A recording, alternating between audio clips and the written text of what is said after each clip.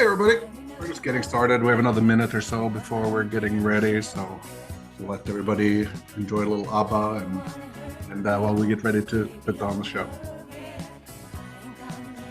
Christian, is this your go-to theme song here? I was trying to find something a little energetic, not too Nothing too controversial. controversial there. I'm Norwegian, so in this case, I'm giving a little bit of credit to the Swedes. They had some good bands in the day. Right on, right on. It's a lot of good music comes from that side of the world.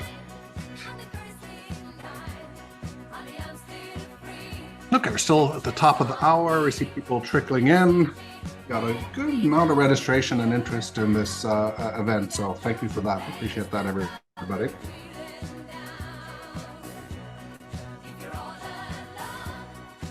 Hope everybody's surviving. This is mostly a North American event. I hope everybody's surviving the Midwest heat wave. I heard they were expecting 100 degrees today in Indiana and Wisconsin in that area. It's been a crazy year for that. I feel like we've had a lot of very abnormal heat and cold going on across the country here. Yeah, we had it here in New Jersey. We had it early in the summer. Now it's been pretty reasonable lately.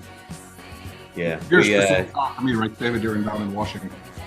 yeah, just down in the DC area, and we mostly just get demolished with the humidity. It's quite a bit swampy here.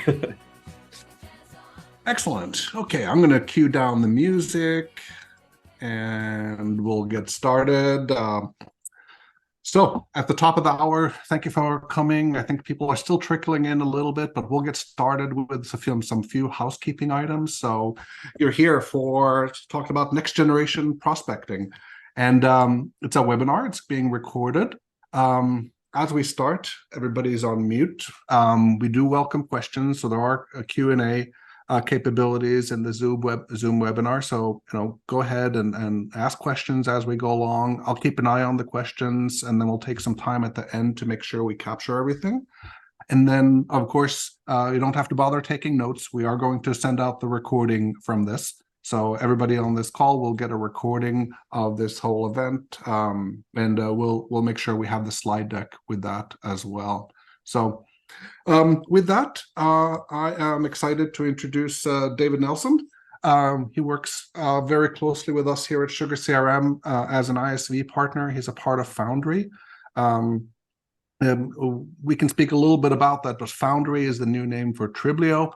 David will introduce himself in a second, but some of you might know me. My name is Christian Vetra. I am a general manager for the Sugar platform here at Sugar. So that means I'm responsible for basically your customer experience, our ability to deliver a useful product. And I also work really closely with ISVs such as Triblio to make sure there's complementary tools and platform components that work with the Sugar system as an ecosystem to produce value in all kinds of different areas. So David, do you want to say hello? You're the star of the Yeah. show. Yeah, happy to jump in, and again, really grateful to have the opportunity to jump on with you.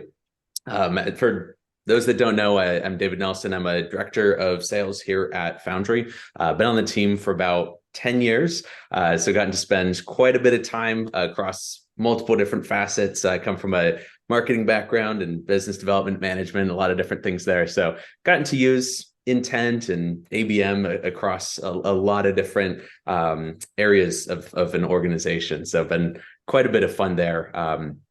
As Christian mentioned, some of you might know us previously as Triblio. That's kind of how we initially got into the ABM space, but now as part of Foundry, we have a much broader ecosystem of data, technology, publications, a lot of really great things there. And we've been having the pleasure of working directly here with the Sugar team for a good handful of years, getting to take all of that data, information, technology, and inject it straight into the marketing and sales landscapes that all of us like to spend our day-to-day life into. So it's been really an absolute blast getting to work with the team here. Thank you, David. And in full disclosure, SugarCRM is a customer of Foundry. We use these Yes. tools ourselves, and that's one of the reasons for our relationship. We use these tools ourselves in our sales and marketing efforts. We're big fans and enthusiastic about the product, and that's why we're happy to specifically also offer it to our customers in turn, who we think have many of the same needs we have here at Sugar. So with that, let's go into our agenda. So fairly simple agenda. We're going to talk a little bit about the evolution of sales prospecting. We're here to try to show you some tools and some techniques to make sales prospecting and filling your pipeline easier using modern technology. And with that, it's going to be about intent-based prospecting. That is a really fun topic, as you'll describe. Sometimes when we show this, people are a little disbelieving. This is a little bit like magic, that what we're going to be showing you. And sometimes even people ask us, is this legal? The things we're doing, because it seems so powerful. So we're going to try to explain how it works, and certainly explain how it's legal, and just how it helps a seller prospect better. And we're going to show third, we're going to show how does it work inside of SugarCRM, inside the Sugar platform. How do we make this a part of the seller experience so they can take advantage of these tools? Second, full disclosure, this is an add-on component to Sugar. It's not a feature of Sugar. It's a relationships with a third party that integrates seamlessly to Sugar, but there's an added cost to it, and we'll be happy to explain that. But it's an add-on to Sugar. It's not a core functionality. But that doesn't prevent that from being super valuable and worth every penny. Okay, let's get started. David, do you want to get us kicked off?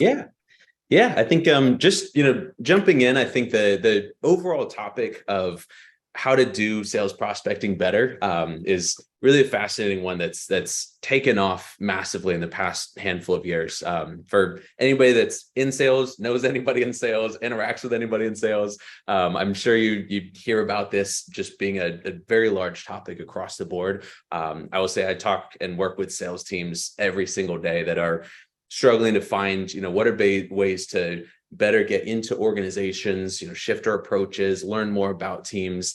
None of us are alone in that. We've actually seen over the past year or so that sales intelligence and B2B sales prospecting as categories of software and data purchases, both were two of the fastest growing categories in the past couple of years here. So very, very big location where there's a massive amount of emphasis in these organizations.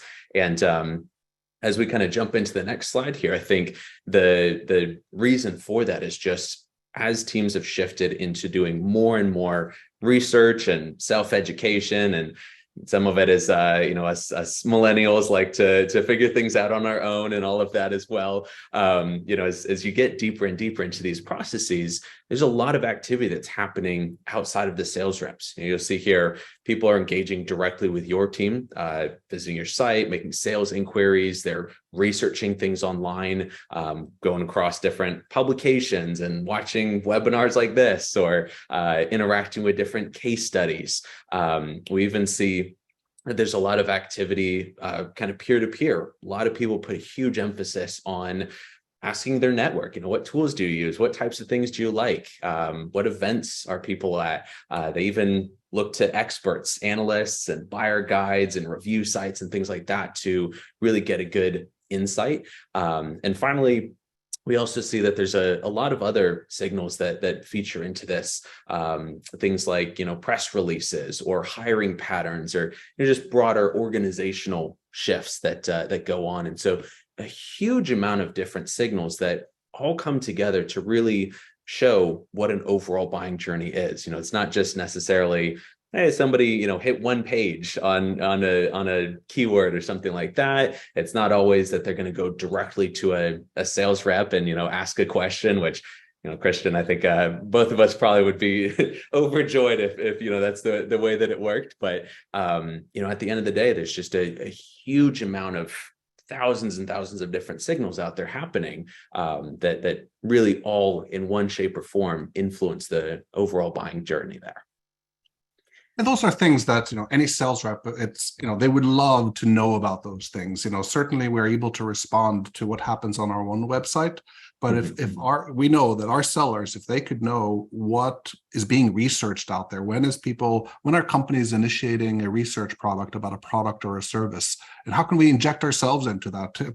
In our world here at SugarCRM, we compete against some very large players. We compete against Salesforce and Microsoft, and sometimes we feel that, people are researching CRM and they go to Microsoft and Salesforce, and we want to be there too. We want to be in that mix, and by us knowing that somebody's out there researching marketing automation or sales automation or service automation, we have a chance to do that, and that's what this is all about. And a little story, we talked about the evolution of sales prospecting, and I think I started in sales in the early 90s, and I'd like to tell this story about how I got a desk and I got a huge catalog, a book of all the companies in New Jersey, and my boss said, call them all up and try to sell them something. And I was like, oh God, I started calling, and I learned to call, and it's just really tough work of trying to approach people that may or may not be interested. Most people were not interested. It's tough work. It's demoralizing. That's blind cold calling.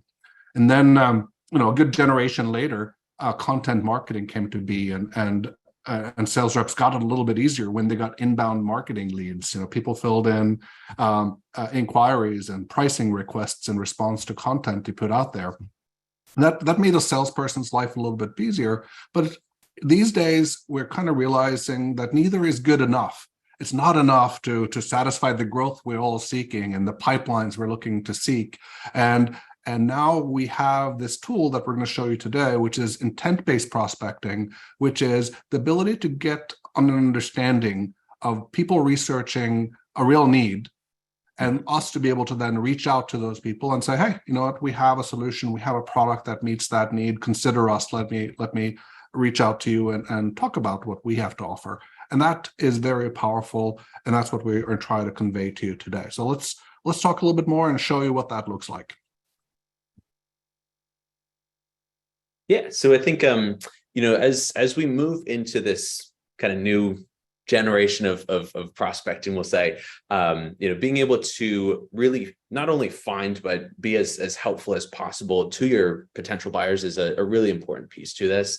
I think a lot of times, in the behind the doors of the sales world, a lot of people talk about just filling pipeline and those types of things. But on the flip side of that, being as useful as possible also is incredibly important. And that's something I think just in the DNA of the organizations that I've been a part of and helped build, that's always something that we like to focus on is, how can you maximize your helpfulness and, be able to jump straight into that conversation. So a few different areas where we'll talk about that is, first of all, being able to engage active buying teams before your competition and bring relevant insights to that discussion. Second, obviously, is being able to expand those deals, be able to find additional people, new things that you can bring to their attention, or new directions that you can take that discussion that'd be helpful for them. And then at the end of the day, being able to also reduce your risk internally, being able to understand and know what's your pipeline, what's your territory look like, where are things like people researching competitors that might be going on behind the scenes that you can really just make sure that you're ahead of and anticipating quite a bit there. So as we jump into the first one here, I think a very quick thing, and Christian mentioned, I think a lot of people think about intent data as magic or questionably legal or any of those types of things. And, under the hood, I think the important thing to understand as we look at how do we pull these signals together and best understand these accounts, there's a lot of different locations this comes from. So for us, we're at our core, Foundry is a publisher. We've got one of the largest technology publications. We run events on top of that. We've got analyst teams that are doing 20 million surveys a year or so, a lot of human verified information there and opted in interaction. So a lot of really great stuff going on.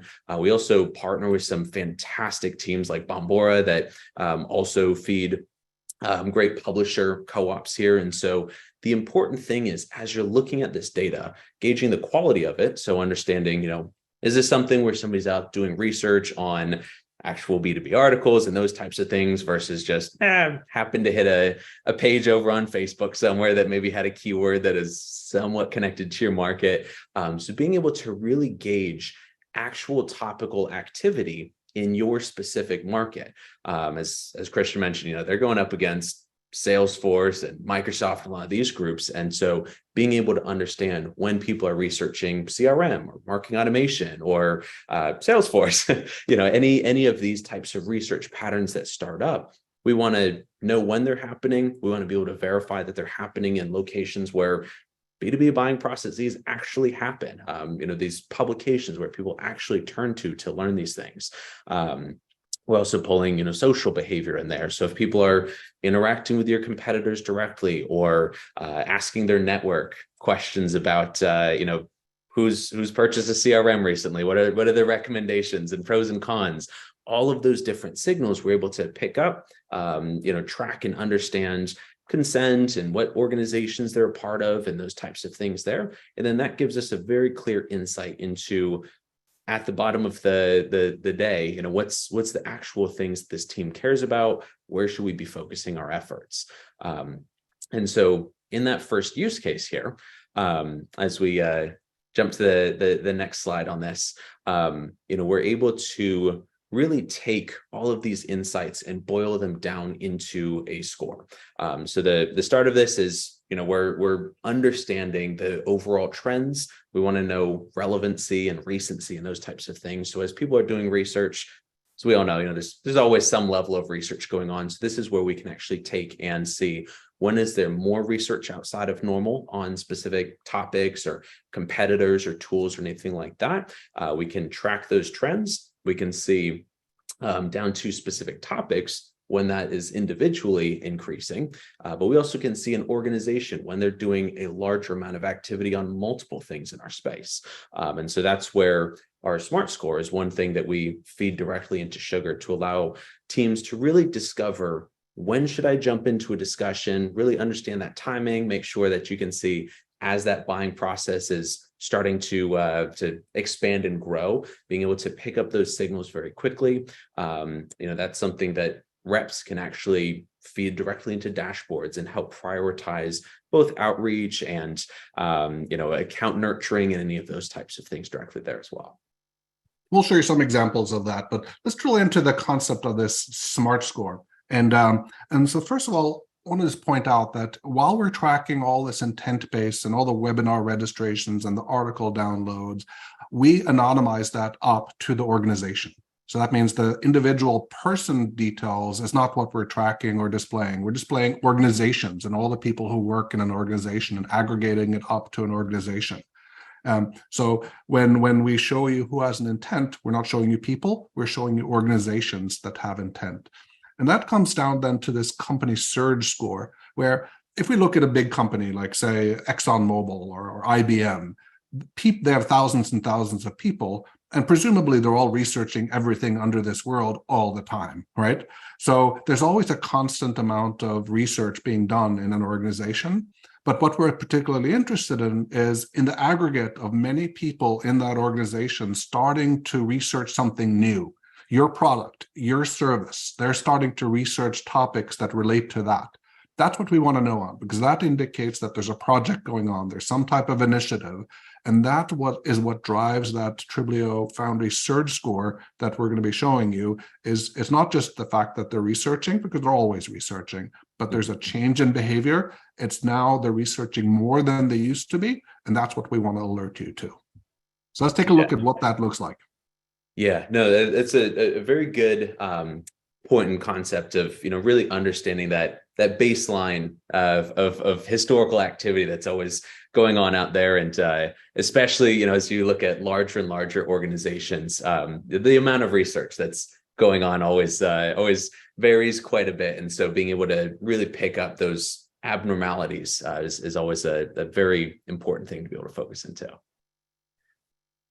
And so one big area for that is as you look at expanding a deal, whether this is on the net new side of things, hey, I want to break into an organization and know where are there other teams that I can jump into, or where are there opportunities for me to be more helpful and share more insights by offering, hey, not just CRM, for example, but I see that you're also doing a lot of research on marketing automation. Let's put a creative package together here. That side of things on the net new side, as well as on the existing customer side, is very important. Really understanding and seeing where are there opportunities for us to continue to grow our relationship and really provide more and more value to the teams that we're already actively helping. And so right here, you'll actually see this is right inside the SugarCRM platform. Over on the left-hand side, you'll see active panels where we're injecting data directly into the platform. Helps teams to prioritize, when to reach out, what are our high intent companies, who are the primary contacts inside of those that we should be able to focus on.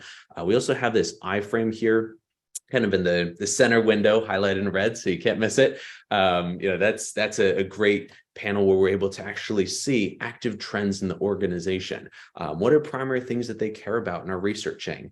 What is direct activity? Are they showing up to your site, looking through content or downloading resources? How many different people are engaging? If it's just one person in a huge organization, it might not be quite as relevant, but a handful of individuals in a nice mid-market team, that's a great insight for a sales rep.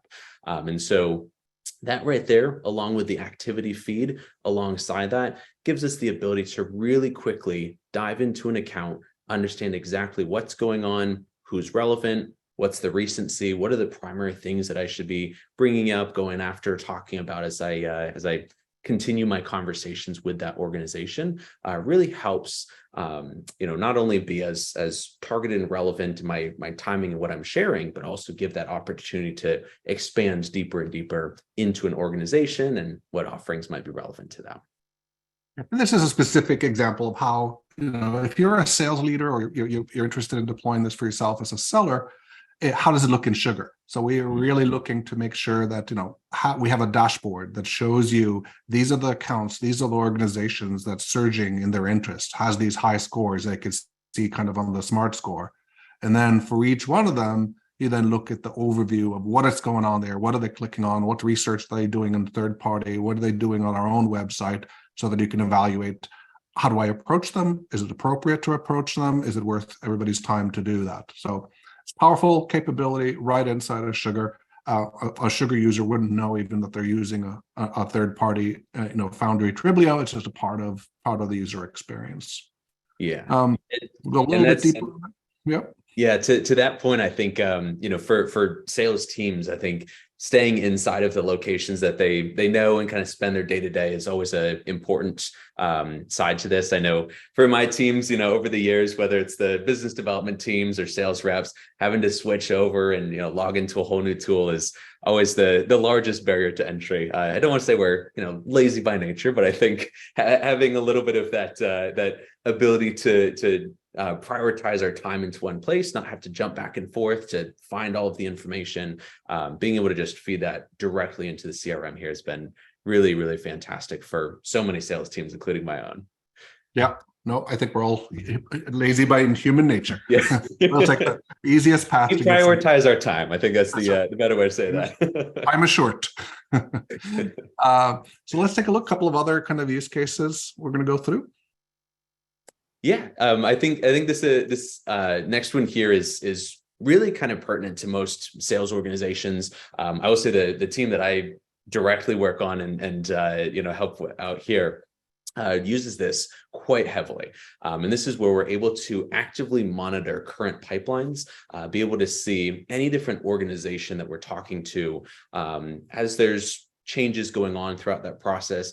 We don't want to be able to know what's going on behind the scenes.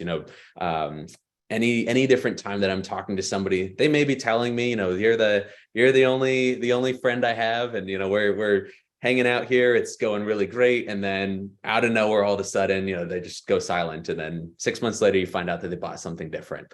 It's probably happened to a good number of us, if not everybody, and so. What I've found is actually saved myself and many, many other reps is being able to see those signals of what research is happening behind the curtain there. And so I've found over and over again that I'm talking to a team, I'll see this little ping pop up in my CRM that says, hey, we see that there's a lot of research going on these specific competitors. They're looking at not only Sugar, but they're also out there talking to Salesforce and Microsoft. A lot of times I'll use that in my discussions of, hey, where else are you looking? Are there things maybe that I know those teams maybe don't do well, and we really solve for, that I can proactively be bringing out and drawing attention to, so they can really look out for things that might be struggles for them down the road that they just don't really know about because they haven't brought that up to our team directly. And so being able to really understand what's happening behind the scene is so important, not just with competitors. Obviously, that's the big, very glaringly obvious one.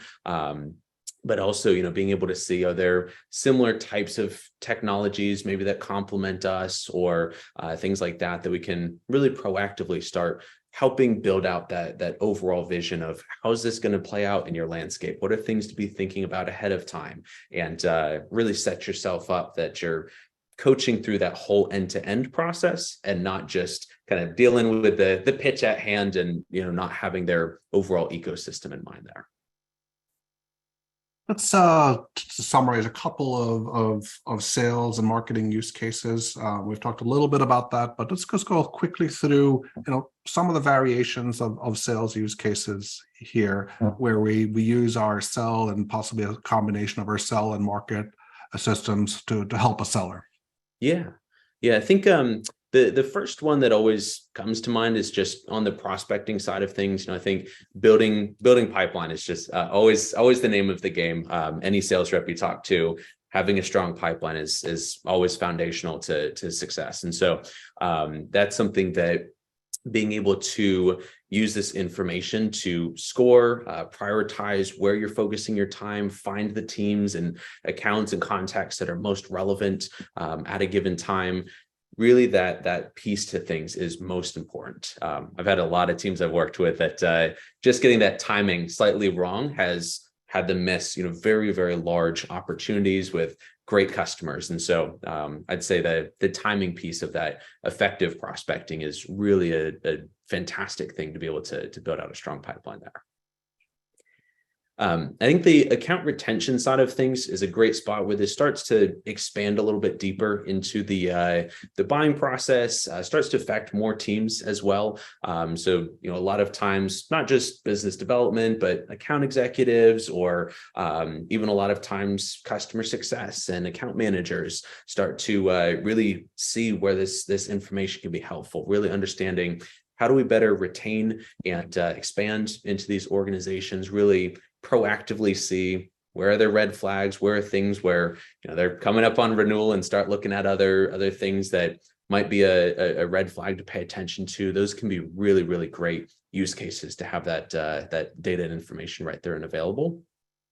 And I think the outreach side of things is also really cool, where alongside between sales and marketing, we can actually have very easy collaborative programs. And I know a lot of teams I work with have really excellent ways of actually tying together sales outreach with marketing touches, that whether it's advertising or email programs or any of those types of things, through this, we can actually easily collaborate on, here's the accounts that we're prioritizing. Marketing can layer touches and then trigger when should sales go ahead and jump into that process. Really helps just make sure that's an easy and collaborative environment there as well. Yeah, and that's such an indication of a best-in-class sales and marketing organization when the selling team and the marketing team works really closely together. And I'll maybe expand on some of these marketing use cases. So we've talked mostly about selling and prospecting, but with the sales tool and the marketing tool working together, we have the ability to kind of search our database and looking for certain industries where we're systematically seeing search scores. So if we look at organizing our search scores by industry, it's a powerful tool to see what industries are really stepping up their research in our products and services, which will then allow the marketing team to say, okay, this needs to be a focus of our outbound campaigns. Let's organize that industry, and using our marketing tools to set up, nurture campaigns to sequence series of emails over time to that market. So very powerful kind of marketing extension to all these tools. And as David says, they're in the ABM Spark space, they're in the account-based marketing space. Marketing is really the foundation. And what we're really doing here is taking a lot of the ABM marketing tools that Foundry Triblio started with and bringing them to the sales team to let them benefit from those same technologies. So we have a takeaway slide. We're hitting the end of our webinar, and then we're going to do a little Q&A. David, do you want to sum it up for us? Yeah. I think the three just big, easy takeaways. I think 3 is always the recommended number for these. But I think, being able to start off timely, make sure that you really have that piece to things down. I will say throughout my decade of working in this space, that's the biggest component to this, making sure you're hitting the right team, the right time with the right message. That's really the winning combination there every time. I think the relevance is also the component to that, of not just really engaging them as they're in that buying process, but making sure that you're actually bringing value to the discussion. I think you can ask just about anybody, whether they're on this call or not. And, every time you get reached out to by some person on LinkedIn, as soon as you connect with them and they just blast you with some random offer that's not even remotely relevant, that's obviously the key thing that we're making sure that we avoid here, really be valuable right there on the money. And I think being proactive is the last most important thing. Making sure that your team doesn't have to wait for leads to come to you, or wait for somebody to think of this and reach out, but really proactively insert yourself into those buying discussions. Make sure, as you know, that you're the best solution and the best way to help this team out. You're the first person jumping into the table and making sure that you're guiding them through that discussion the whole way there. Excellent. And I think we've tried to show you, the challenge is that our customers these days are doing so much research and generating so much information on their own that we otherwise don't really have access to. And our goal here is to kind of grab a hold of that information and do something with it. And probably one of my favorite quotes ever from a customer sales leader is, "Our job is to turn information into money." And that's what we're really doing here. We're gathering all that information and we're turning it into sales pipeline and retaining our customers, doing a better job servicing them with information and retention efforts. So that's good stuff. So let's take a quick moment to do Q&A. Let's see what we have in terms of questions here. We have a couple of questions. One's just a housekeeping questions. Can we get a recording of this? Yes, we will send out recordings of both the video of the webinar and also the video of the event itself. Second question we have so far is, can we subscribe to topics? Are there specific topics that show up? Do you subscribe to top intent topics, or does all topics you subscribe to show up? So maybe, David, do you want to explain kind of the concept of topics a little bit? For sure. Yeah. I think, there's definitely some best practices to this. The short answer is you're able to see quite a few things. There's definitely some recommendations in terms of what's most relevant to your industry, or key, tools maybe, or services that your team might be selling. And so a lot of times we'll cluster the topics a bit and see, hey, if we're researching things in this category versus that, helps direct the team. In that iframe where you saw those top topics, that's basically just where we're summarizing all the activity that we're seeing from the organization and just calling out the primary things that are most relevant for that team. But just to the right of that, there's a timeline. And as the reps scroll through, they can see every time something different pops up. So if they want to see broader activities, or what are specific things that they're getting into, obviously that's going to be directly available there as well. Yeah, and every new customer of this tool basically selects the topics of a broad set of topics that they're interested in, like based on their products and services. If you're selling industrial machinery, you're going to have different topics where you're scanning for interest than, say, a software company that does CRM. So when you set up a system like this, you said, hey, these are my topics. These are the things I'm interested in. So when people are out there researching that is what I want to see, bubble to the top with the highest scores. Yeah, and our team very much helps out with that process as well. We can look into the data, see what types of things are most active in your market. We can look at teams that have signed on with you recently, what types of things they researched during their processes. All of that can be very helpful to kind of guide towards what's relevant to actually pay attention to, and what's maybe noise that's not quite as conducive to the specific things you're looking out for there. Great. Well, thank you. I think we're at time. Really appreciate your time. Look out for a survey. There's a survey coming just to give some feedback to us. Are we providing valuable information? Are we not?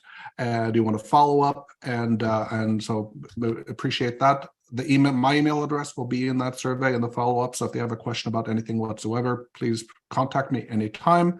And otherwise, I thank you all for coming. I thank David. It was a pleasure having you. Thank you for being a great partner. And we look forward to doing much more work in the future. Perfect. Thanks so much, Christian. Thanks, everybody. Have a good rest of the day. Bye-bye. Bye.